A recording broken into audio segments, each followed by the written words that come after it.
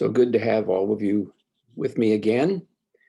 We're exploring a topic very similar to what we did last month, but this month we're talking about the effects of collective consciousness of all the political activity that's going on in our country at this time.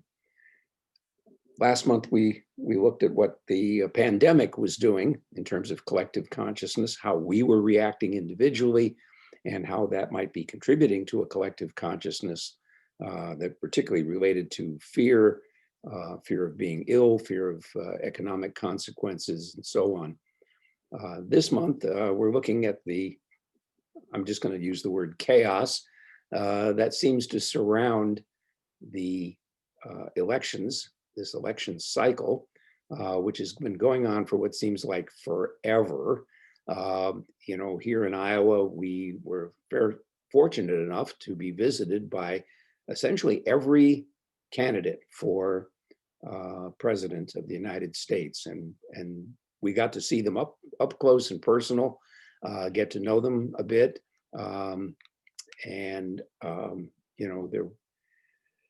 I guess, in all fairness, the Republican candidate for president didn't actually get down here into this particular venue here in Fairfield, Iowa, but just about everybody else on the Democratic side did. And so that meant that there was a lot of activity and a lot of talk in the air about what our problems were and what people might do about them. And of course, all of that on a background of whether you approved of or didn't approve of the things that the president was doing, what was going on, you might say, in your families and among your friends and acquaintances. Were they with you? Were they against you? Did they agree with you? Did they not agree with you?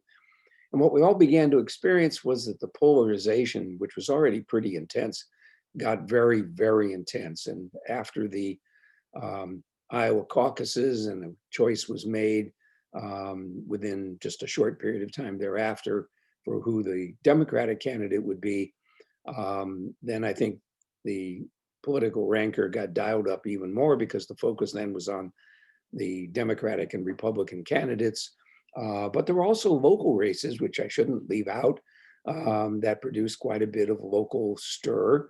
And again, a lot of divisions. So a lot of us are feeling, and I know I am, and this webinar more than most is going to be a very personal experience because it's I've been very much involved and really feeling it lately, really feeling the effects of the collective consciousness, but also I think putting out a little into collective consciousness as I have felt, first of all, a lot of fatigue.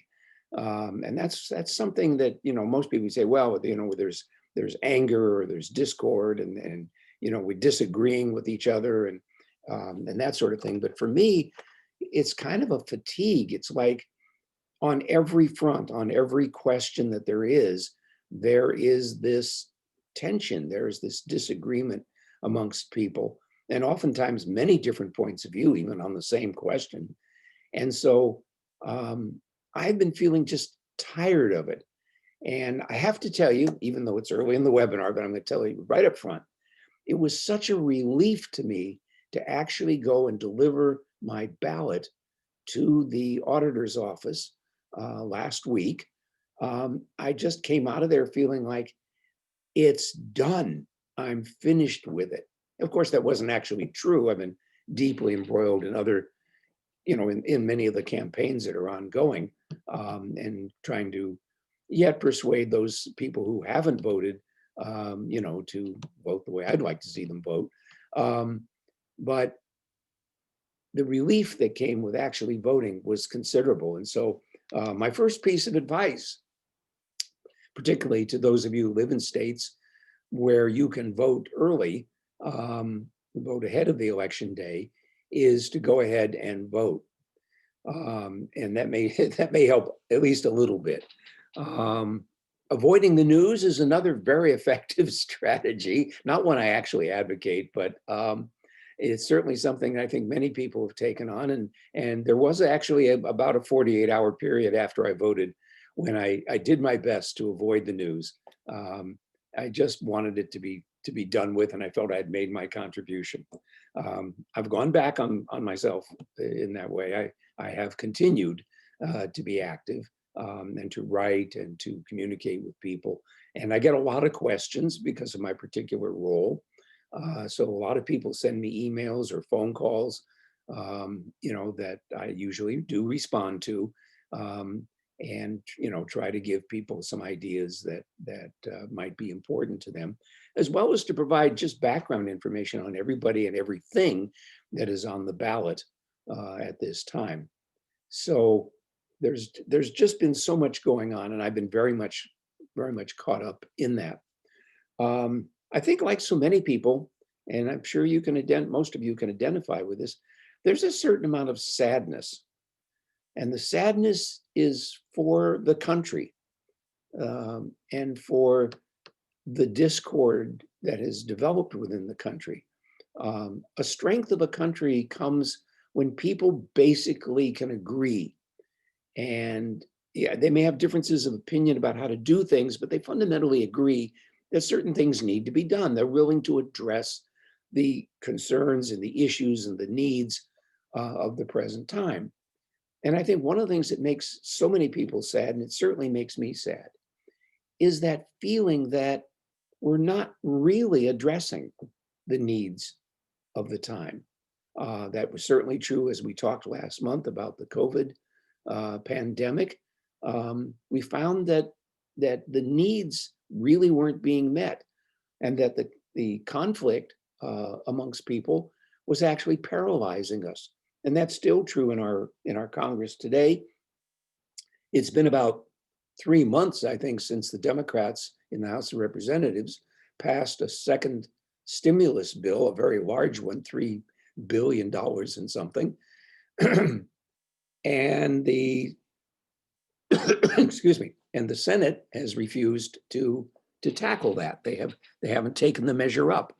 And there's been a lot of negotiation supposedly between the White House and the Democrats. When we say the White House, of course, it's the representatives of the president and the Democrats in both the House and the Senate, but particularly in the House. And they haven't been able to make any progress, differing on amounts and approaches to solve the problems. And the last stimulus package, for better or worse, delivered quite a bit of aid to the larger corporations and some aid to smaller corporations and to individuals, but it didn't go very far. And it was very clear that another relief package needed to be passed, but the parties just could not come to an agreement. And so there's this sadness that's pervading the country over the fact that we just can't figure out how to take care of each other, even though that's very much a principle in this country, or has been a principle in this country. Not so much under this administration, but in the past it's certainly been. And it's certainly very much a part of Iowa, particularly rural Iowa, where I'm living, and where so many of you are living. The climate here is that we take care of each other, we help each other out. And so there's a great deal of sadness that comes when we find that we just can't do it. And it winds up being done on a very small basis. Either individually we're taking care of or helping some people, or we're part of a local group that is taking care of others in the community, which does bring some good feeling, of course. But we also realize that across the country, we're not actually addressing this fundamental problem that we have of the economic impacts as well as the health impacts. The people who are getting sick, many of them recover, but lots of them don't recover completely. And people are talking about brain fog, they're talking about fatigue, they're talking about difficulty breathing, they may have damage to organs, they may have developed diabetes, and so on. There's just a myriad of problems that many people who have gotten sick with the virus continue to have trouble with. And these are things that are being dealt with individually and on a local level, but there hasn't been a coordinated national response. And so there's been a lot of tension around that and a lot of sadness just over the fact of our failure to pull together as a country. And of course, when we have those things and needs aren't being met, there's often a great deal of anger. And so anger is something that is practically all pervasive. If you just look at the newspapers or the posts on social media and such, um, people are just angry about everything, um, about the frustration that comes. They're angry out of the frustration that comes of not being able to see that we're solving our problems, that people are figuring out what to do. And even when people come up with a plan, and we saw this happen here locally with reopening the schools this fall, what happened was that the school board held a series of meetings, met with health officials and others, met with the community, with parents and everything. And they finally had to make a decision. And so they decided on a plan. And then there was a group of people who wanted the kids all back in school because they felt that was the only way that the kids could really learn, which is not entirely untrue. Maybe not absolutely true, but not entirely untrue either. And so there was a huge protest, and it turned up in various ways. There's actually a national petition now to our school board that these disgruntled parents are trying to get people to sign. And I read the petition and I went like, they're not being really honest about what happened. They're complaining that they didn't have enough consultation. They're basically complaining that the board didn't do what they wanted, which was to send all the kids back to school, despite the fact that we had increasing numbers of cases here locally. Fortunately, our numbers are still very small. My last review of the numbers was, I believe, 177 cases in Jefferson County total. That's over the whole this year. But the actual number of people ill per 1,000 is the lowest in the state, which is somewhat encouraging, actually. I think we're more lucky than anything else. The truth is that I see lots of people who are really not being all that careful about, who they're socializing with, wearing masks when they're out in public. I still see people in the grocery store not wearing masks. And even though masks are available when you walk in the store, I'm thinking IV in this case, just to be, so people who are watching know what I'm talking about. The Whole Foods store requires masks. And there's some people who say, I won't shop there because, they require masks and nobody's going to tell me what to do. And so that's the kind of anger that gets stirred up and that pervades the collective consciousness. And it comes back on us. And I've noticed in myself, and some of you may have had a similar, but maybe not entirely similar experience. I wake up early these days, surprisingly early, typically about 4 o'clock, which is not typical of me. And what I'm finding is that I'm thinking about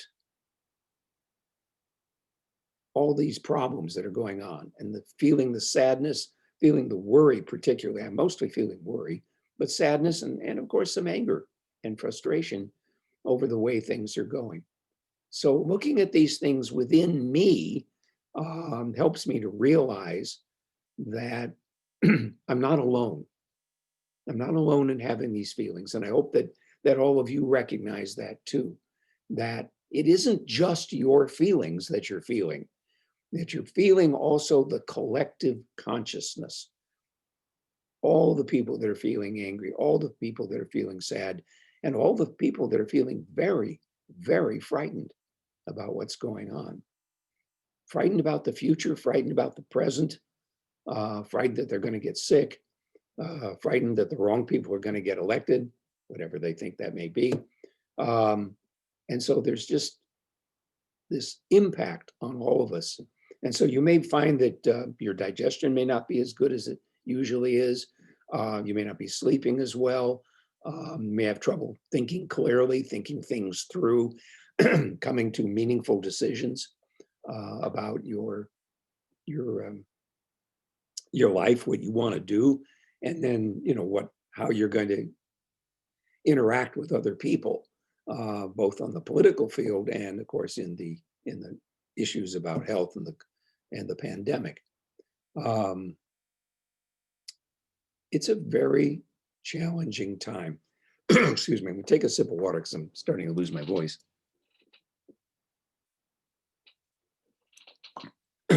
One of the things about being socially isolated is that I don't do much talking.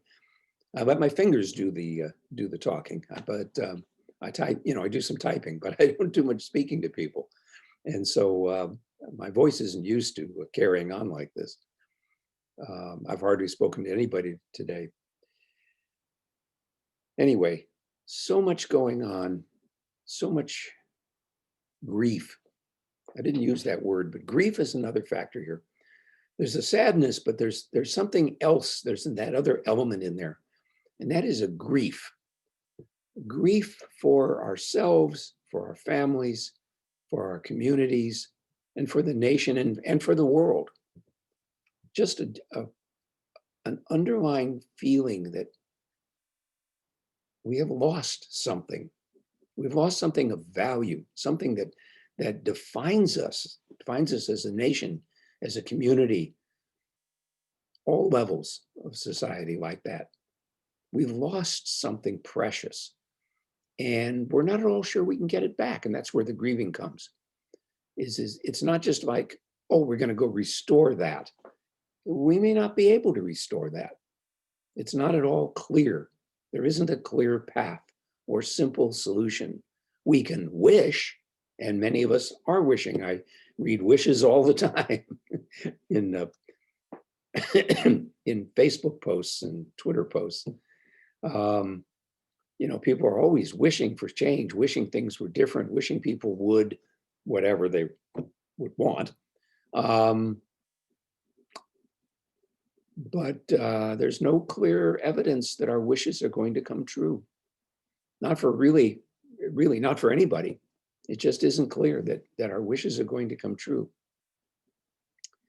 And so all of these factors combining, and with the election just 3 weeks away from today, in literally 21 days, practically to the hour, just a few hours later in the evening, we should have the results of the election. It's not, and even that is not completely clear, and that's another source of worry and frustration and even anger for a lot of people, that it isn't even clear we're going to get a result on election day. I know here in Iowa we will have results. That seems pretty clear. The people that are involved in running the election are very aware of the challenges that they face and are well prepared for it, from what I can tell.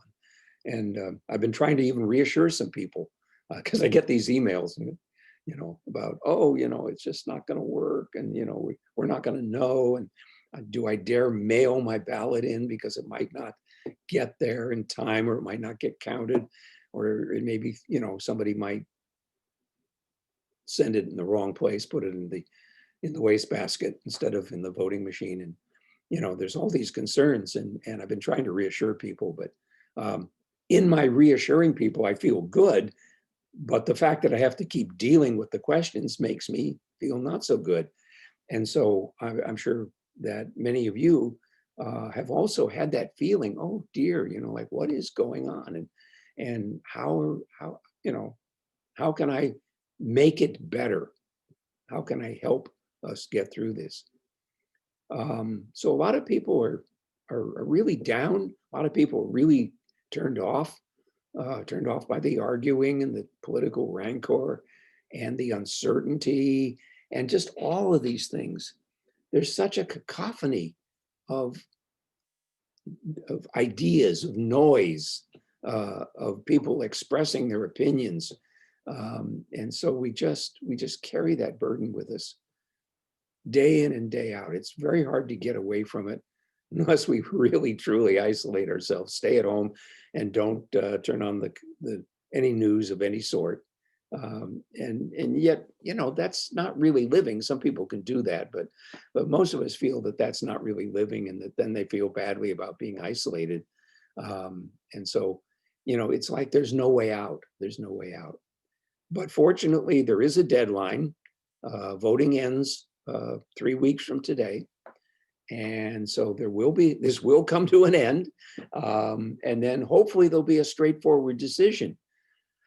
But we all know that, different groups are talking about litigation and, contesting the election, claiming fraud and so on and so forth. So it's just building and building, and there's sort of hints that it will go on even beyond election day, November 3rd. So we face a great deal right now. So I made a couple of suggestions, one of which is to try to minimize the news. The other is to get your vote in. I'd like to make one other suggestion.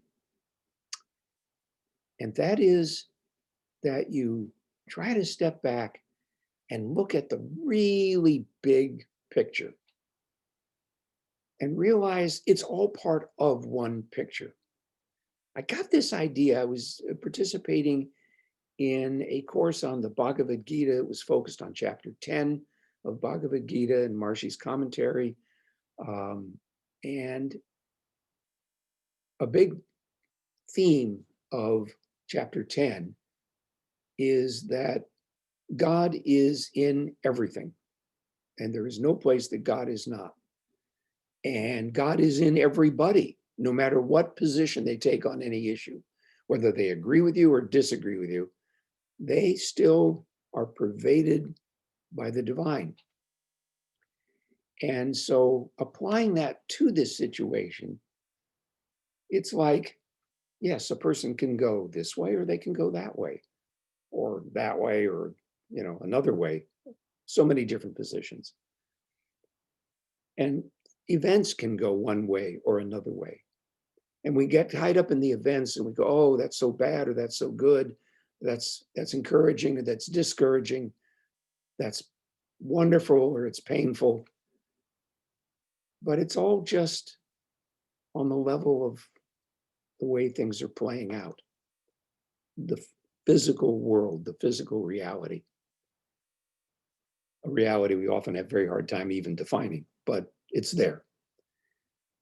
And yet, if we can reflect on the big picture with our consciousness as expanded as it can be, that means our conscious awareness, but also that underlying fundamental quality of our own being, which is why I call it Partnership for Well-Being, because it's wellness based on being, on that value of the self that is transcendental to all of this stuff, all of this noise.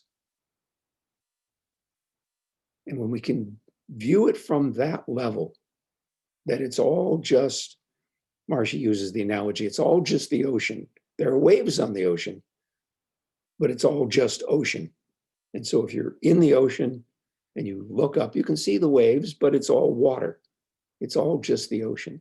And so when you have that perspective and when it's real for you, then you can just let it all be. Do your part, cast your ballot, make your decisions. If you need to engage in topics of discussion, fine, if you're comfortable. But just view it as it's all just going on. It's all just part, Marsha uses the expression, the play and display of creative intelligence. It's all just nature's intelligence operating. And when you say it that way, then there's no judgment about whether it's good or bad or pleasant or unpleasant or anything else. You just let it be. So that's my last piece of advice. So what I'd like to do now is to turn, as we do each month, and suggest that you make yourselves comfortable. Excuse me, a little drink of water again. This is going to be a very little drink because there's like 3 drops in here. Excuse me. Make yourselves comfortable and just settle in. Close the eyes.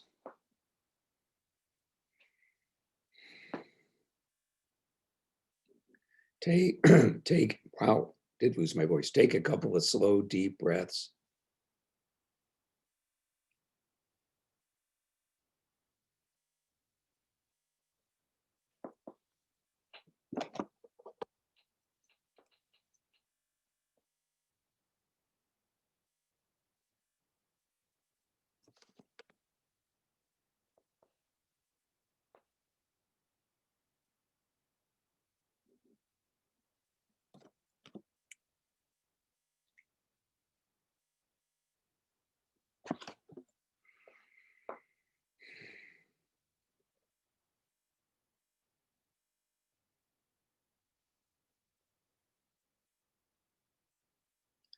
I'm taking a little longer settling in tonight.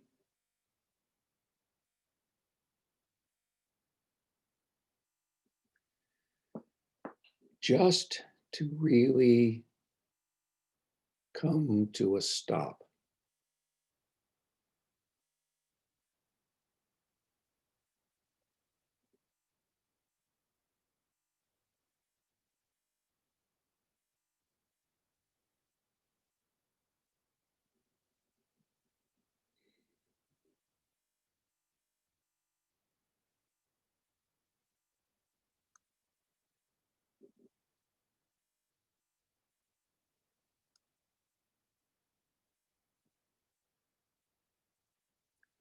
And you may notice that the degree to which you can come to a stop, meaning slow down at least,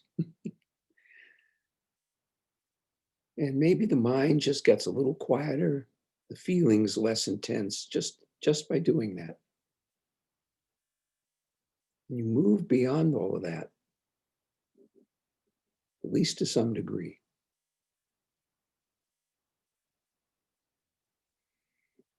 The kind of first step.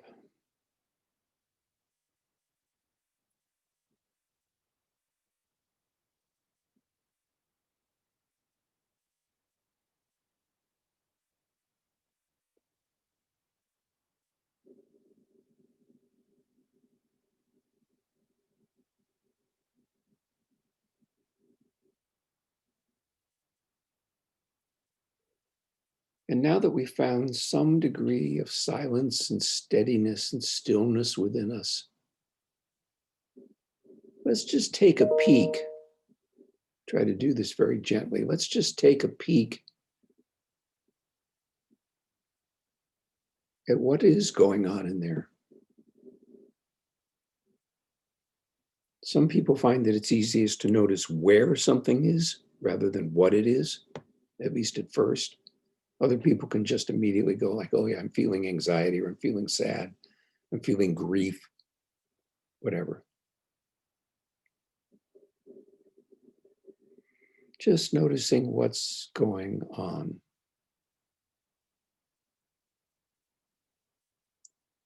Might just be random thoughts, lots of random thoughts.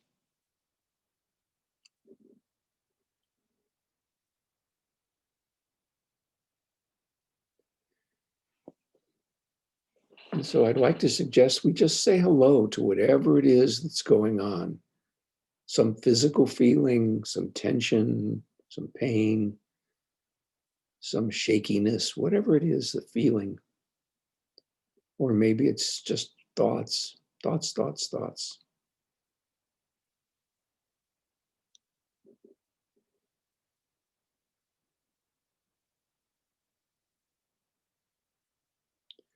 We just say hello to it, not trying to get rid of it, not trying, and very definitely not trying to criticize it. Just noting that it's there, saying hello to it.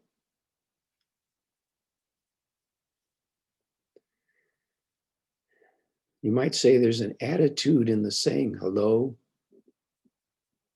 that's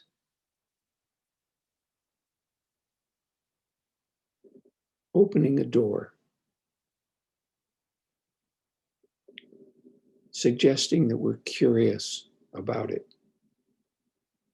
that we're interested, that we haven't made a judgment about it. It's just there.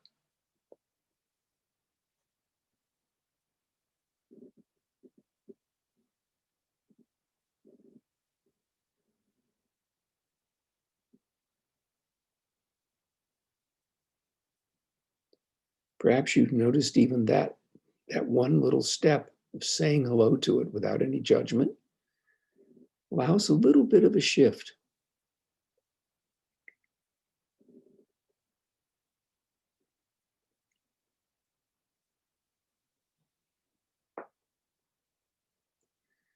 Now, for those feelings, those parts that feel like they're part of us, a simple trick, it's not one I think I've used with you, I've used it, but not said it out loud. A simple trick is to just take that feeling, whatever it is. Maybe it's in the pit of your stomach, or deeper in the abdomen, or maybe it's up in your chest, in your heart or something. Could be in your head or neck. It could be anywhere. Just take that part, that feeling, and see if you can't, in your imagination, lift it up and just set it in front of you as if you were putting it in a chair or on a table and you're going to have a conversation with it as though it was a child. And you just pick it up and put it in front of you very gently.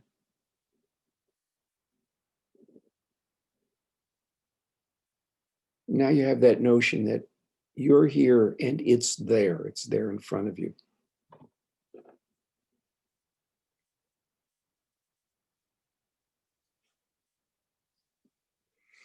Just notice what it says, what it feels, how it moves, if it moves.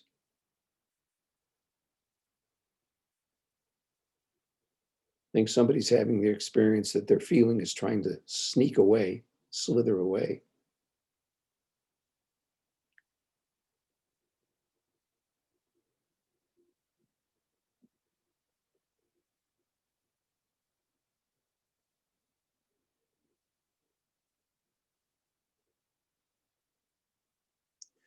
Now, you don't have to try to comfort a feeling like you might think you should comfort a child. Your comfort is your presence and your attention.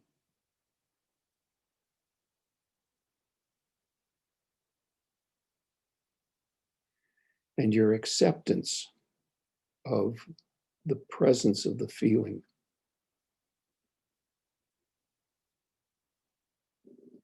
We don't get taught this stuff usually when we're young. We're taught we have to control our feelings, not show our feelings. Be strong, not be disruptive by letting our feelings out. We're really taught the opposite of this process. If I were to have invented this process, I would describe it as the opposite of what I was taught.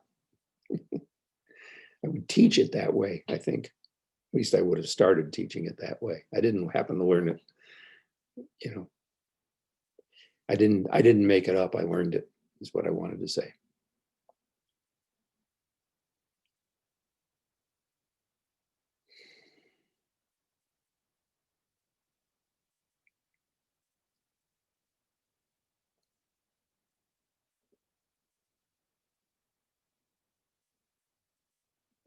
Now, if your feeling is trying to convince you that it's justified, it should feel that way, a nice thing to say to it is, of course you feel that way. Because our training has us try to talk our feelings out of the feeling. It tries to remove the legitimacy. And this is, again, as I said, this is the opposite of what we were taught. Of course you feel that way. Notice that we say you feel that way, not I feel that way. Because we're creating that space between ourself, our big self, our sense of true self, and what's going on inside of us.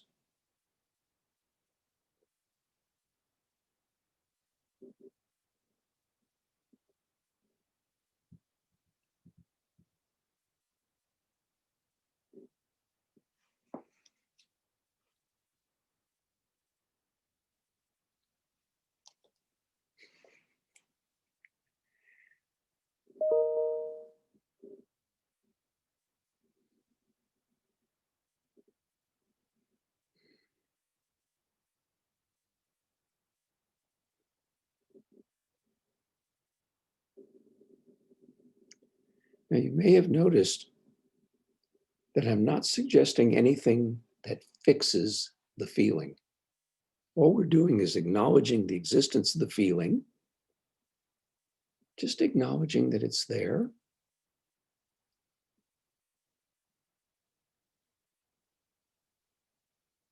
and accepting the fact that it has some reason to feel that way. That feeling has a reason to exist. It's okay, it can be there.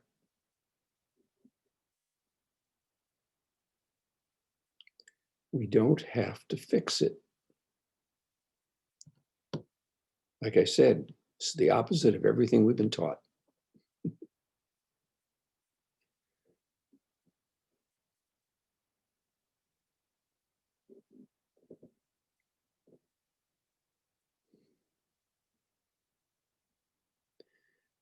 I was told the other day that I still try to be a fixer.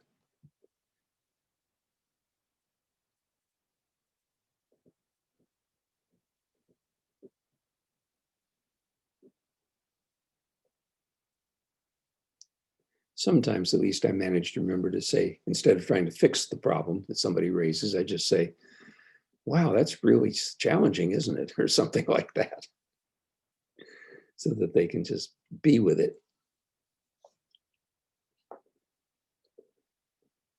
There may be an appropriate time when the conversation comes around to making suggestions, or helping.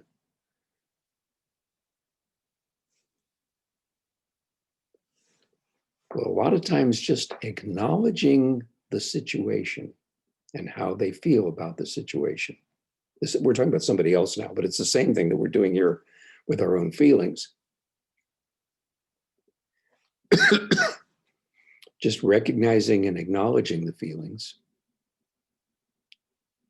and the justification for their existence. We don't try to justify them, it's just whatever's offered.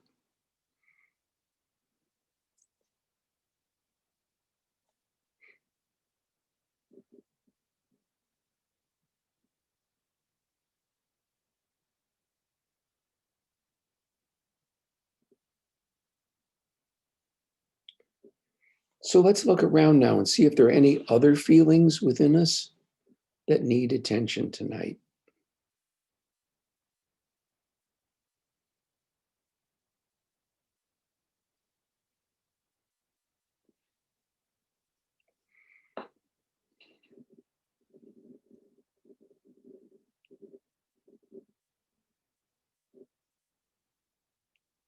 You might ask of the feelings that have shown up, is it my feeling or a feeling I'm picking up from the collective consciousness, or both?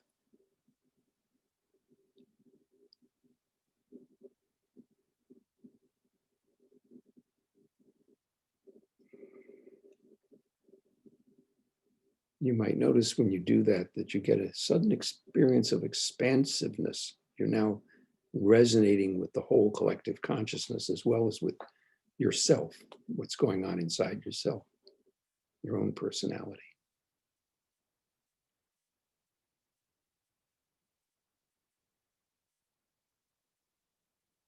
Is what's going on within you also going on outside? Is what's going on outside increasing your own feeling, the intensity of your feelings?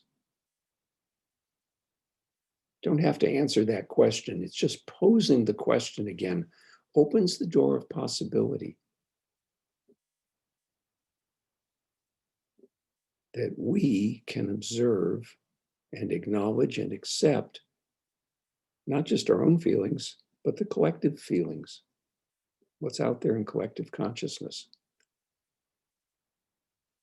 It's there.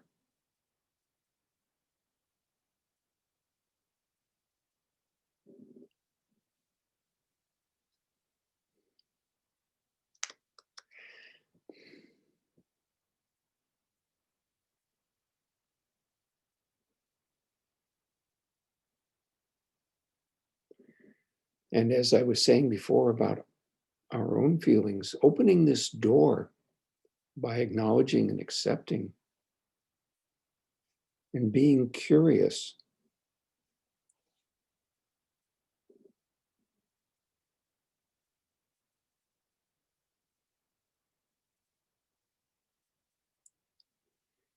it allows the energy that's contained in that to dissipate. We don't have to fix collective consciousness, just as we don't have to fix what's going on inside us. This is such a big lesson. It gets repeated over and over again in my work and certainly in my webinars. We don't have to fix it, just putting attention on it with curiosity and observing it. And even acknowledging that it deserves to be there. There's a reason for it to be there, or reasons. Just accepting that and acknowledging that lets the energy dissipate.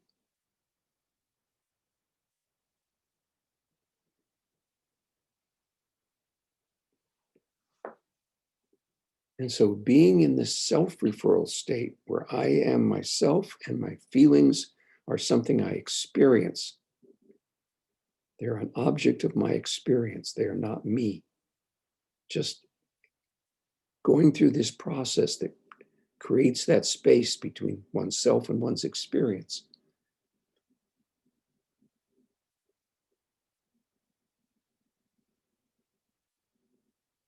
Takes us to that level where differences are resolved, where we're in harmony. The differences still exist on the surface, but we are in a state, a level of awareness where there's harmony.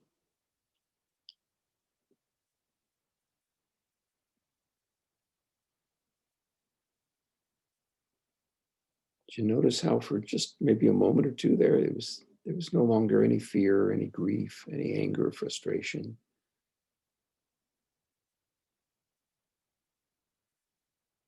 It just disappeared.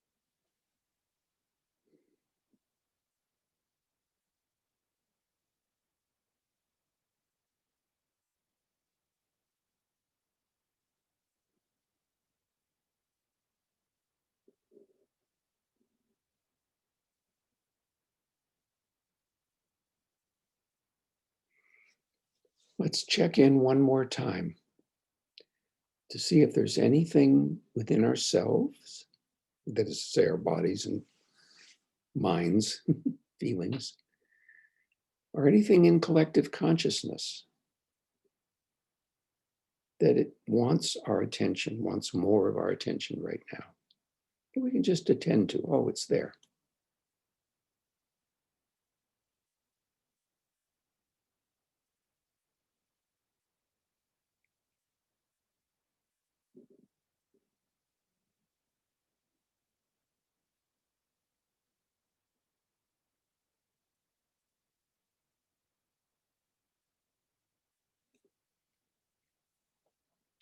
I'm picking up some hurt feeling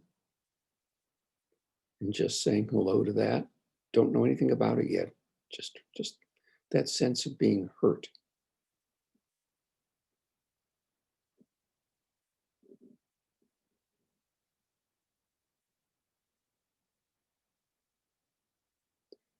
It's okay if you're feeling something else now, just be with it gently like that.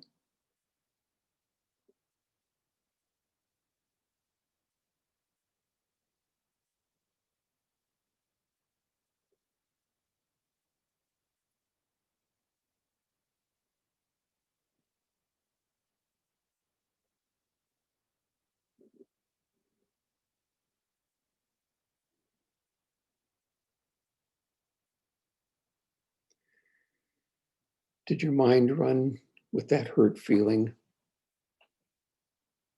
or any of the other feelings into a story about why you're hurt and, you know, it's so bad, what's going on or whatever, and what they did to you, or did to somebody else, or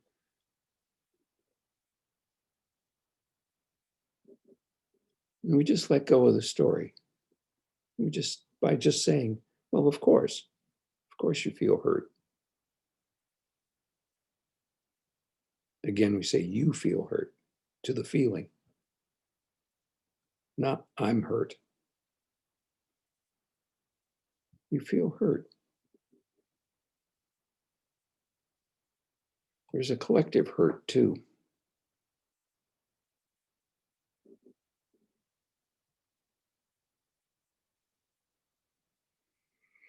Seasoned with a lot of bitterness and resentment, frustration, anger, and desire in some just to lash out at anybody and anything. Doesn't matter what, just feeling so frustrated and so hurt. I'm glad we found that one. That was kind of hidden. At least I wasn't aware of it when we started. Feeling hurt.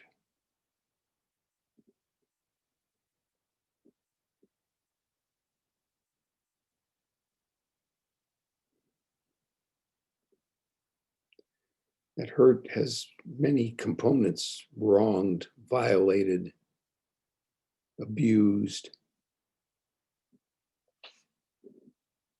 put down.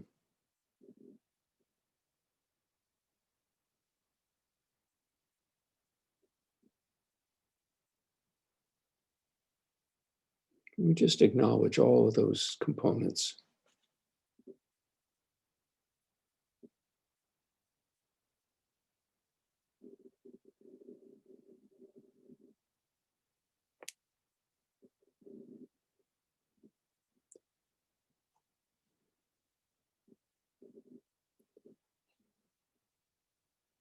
My experience that in some ways there is the hurt from hostility being directed, or just that we're not understood, not appreciated, not held in regard as a human, that our human dignity has been forgotten, ignored. It's not always an active process in that sense, that it's not always that people do things to us. Sometimes it's the not doing.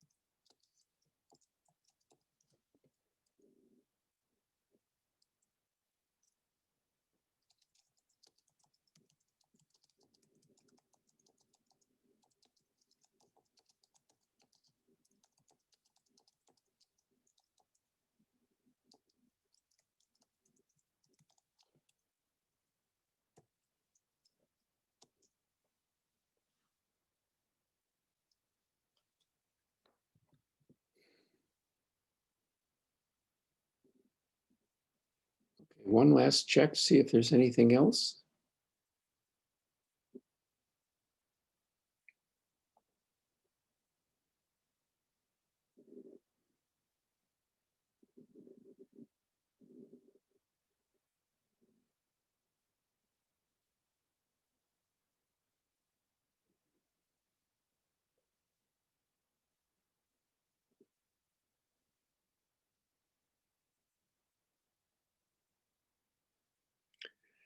Some of you have been doing this more with energy related to family than with the political situation, which is quite all right.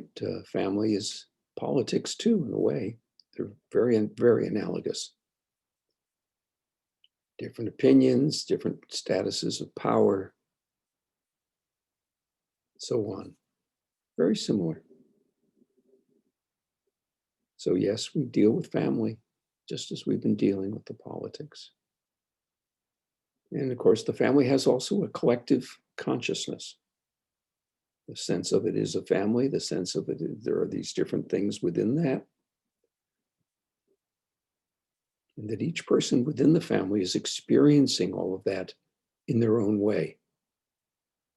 Just as each of us experiences the political world in our own way. But we relate to a collective consciousness and all the different feelings, different energies that are contained within it. Good, that was good. So let's thank all those parts of us, those feelings, those energies that have shown up, including the ones that were kind of reticent, especially maybe the ones that were kind of reticent. Thank them for showing up and let them know that we need to leave now, but we can come back to them later if they need more attention. Later could mean, anytime in the next days, however that works out for you.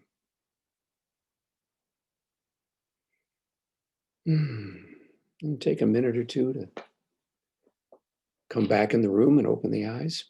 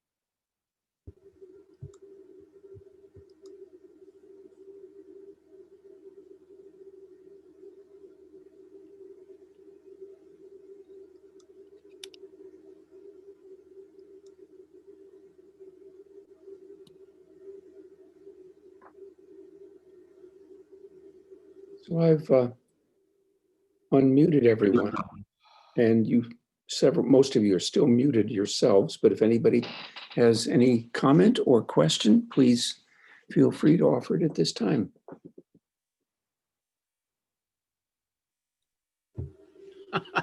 BBC News.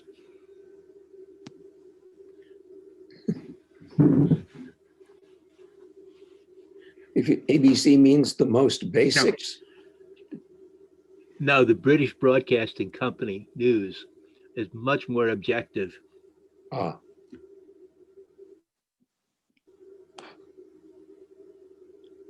BBC, not ABC. Okay. Correct. Right.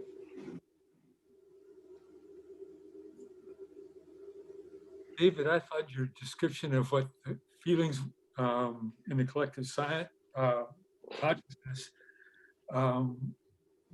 was very apt for me. I have felt anxiety and anger, but the sadness, the grief, the wondering if we're going to be able to get back, that was very elucidating for me. It kind of helped unearth and set up what was to be healed. And then I fell asleep for 20 minutes, and now I feel real good. Well, we know that that kind of sleep in the midst of, I'm going to use the word meditation here, that what we're doing, this process, is some normalizing taking place and release of some energy that was pent up there, which is a nice way of looking at that, and so very good. We've accomplished a great deal. Thank you. Thank you. Anyone else have something they want to offer? Just noticing that you're not wearing a headset this evening. Yeah, I noticed about 10 minutes in, I'd forgotten to put it on. Okay. I hope the sound came through all right. Did it? It's great. Yeah, when I'm sitting this close to the computer, it's literally just maybe 18 inches in front of me. It usually works pretty well, but I'll listen to the recording. Sometimes there's a little bit of a hollow effect that comes when doing that. That's why the headset, you don't get that hollow effect. You really sound very clear. I have something. Yes, better. I have been working. First of all, I belong to a political discussion group, and they're just examining examining what's going on in politics, and it tends to stir a lot of things up. Just that we don't disagree with each other. We're usually just collectively afraid as a group. Here's what's going on. Oh my God, yeah, and I have this and that, and it's a way of airing things. And I'm also a member of a memoir group. And we go into some of our deepest feelings and things from the past or even things from the present. And so this week, my topic was politics in my time, in my lifetime. I can remember the way politics was when I was a little child, and I didn't know the difference between a Democrat and a Republican. And I just went to the local theater because we didn't have television. And I saw Eisenhower on the screen, and I said, he looks like a nice man. I like him. Sure. And anyway, I read this thing to the group today, and I went through quite a few emotions. I was also mentioning Kennedy's assassination. That was part of my political thing. And then I came to the present, and I did a fairly good job of kind of capsulizing what's going on. How do you wrap something around this? What can you sort of describe? And anyway, after doing that, I just felt sort of unburdened. It's almost as though I had gotten some of it out in writing and then put it. It's okay for it to be there. And I loved what you saw, what you said today, and what we just did. And I had quite a feeling of peace and calm afterwards. So I really think this has been a very valuable session and very much in step with what I'm already doing in a different way. Oh, that thrills me greatly. One, to know that you're doing it on your own and that this is in harmony with what you're doing, because that it then reinforces your process. So that's a really, really nice position to be in. Very, very, very gratifying. And your story was also very charming, and things that you related to us. Very, very nice. Thank you. I wanted to add that, you know, when I've said this before, and I think probably almost all of you know this, that I don't really plan my presentations, they just unfold. And so a lot of the things that came out tonight were because they were things that were resonating in you as I was presenting. And so you brought them. I guess I brought them. I was the megaphone for your thoughts and your speech. I should mention that the next webinar will be Tuesday, November the 10th. And that will be, if I can find the name here, on questions a seeker might ask themselves. I think I might take off the word themselves. Questions a seeker might ask, but it's of themselves in terms of their path.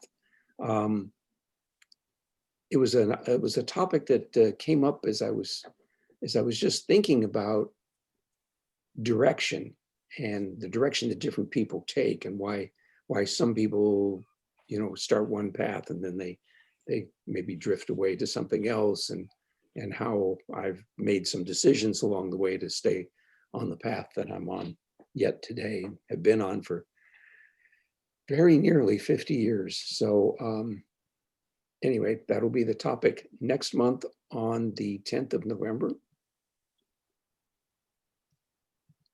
And just a reminder that participants in this webinar can get a $25 discount on a 3-session program if you schedule by the end of this month of October. Hard to believe.